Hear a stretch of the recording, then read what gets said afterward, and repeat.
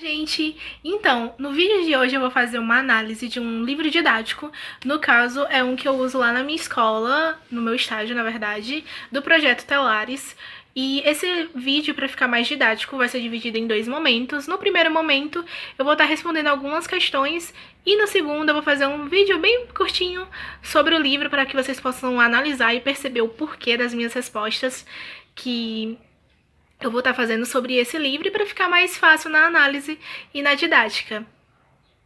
O livro didático ele é uma importante ferramenta na construção de conhecimento do aluno, por isso que ele tem que ser de uma fácil compreensão, uma linguagem acessível e também até na PNLD traz que ela precisa trazer esse conjunto tanto entre a realidade em que o aluno está situado, no sentido em como ele vai construir essa ponte do conhecimento científico para esse conhecimento que ele tem na realidade. Não é uma coisa dissociada, é muito mais que a gente sabe que é associada. Então, é importante que o livro didático, ele traga essas informações. E é importante que no projeto Telares, ele traz essas informações bem nítidas, como eu vou mostrar no final do vídeo pra vocês. Só que esse é o livro, tá certo? Eu coloquei do 6º ano, mas, né, são 4, no caso até o 9º ano.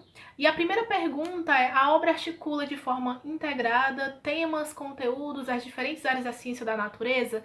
Sim. Inclusive, ele tem algumas partes que ele faz uma análise de temas que estão relacionados a temas. Seriam como subtemas da ciência da natureza. Por exemplo, se ele tá falando de bactérias, ele vai falar dos antibióticos, por exemplo, uma coisa que não traz no texto integral. Ele pode trazer alguma informação, algo novo para agregar ao conteúdo do livro.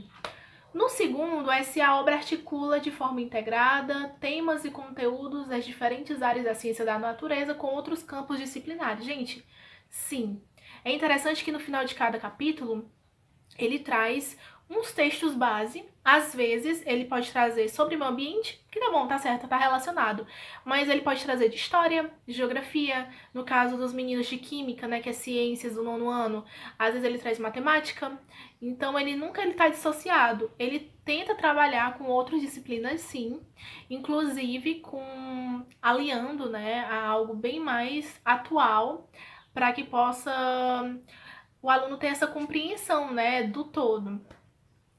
A obra veicula conceitos, informações, procedimentos de forma correta e atualizada em textos escritos, atividades e imagens? Sim. Gente, inclusive ele tem uma parte lá que se chama Mundo Virtual, que às vezes ele traz informações novas e como ele interagir com esse campo, né, entre a tecnologia e o conhecimento científico. E os conceitos também de forma acessível e de uma compreensão até mais interessante para o aluno que está lendo aquele texto, né? A obra apresenta temas de estudo, atividades e linguagens adequadas ao seu público? Sim, inclusive ele traz muita imagem nas atividades para que o aluno ele possa ter essa conexão e entender um pouco mais. A obra também apresenta textos escritos, atividades e imagens que colaboram para o debate sobre as repercussões? Sim. Inclusive, em uma das atividades ele tem assim: pense um pouco mais. Então, acredito que isso fortaleça esse último ponto, no sentido de trabalhar o aluno algo que não esteja, mas algo que não esteja diretamente, por exemplo, trabalhar um conceito, mas se você conseguir trabalhar esse conceito de uma forma diferente, com alguma situação, problema, como o livro traz, é muito interessante. Fora também que ele traz alguns pontos de experimentação, mesmo os mais simples, como eu vou mostrar para vocês no 6º ano, às vezes essa questão de laboratório não tem a necessidade, mas o meio ambiente em si ele pode estar trazendo, no caso, nas suas localidades, onde está situada a escola. Então ele trabalha muito isso também, ele não trabalha só na forma científica no sentido laboratorial, mas também no sentido da prática no meio ambiente, na escola em si.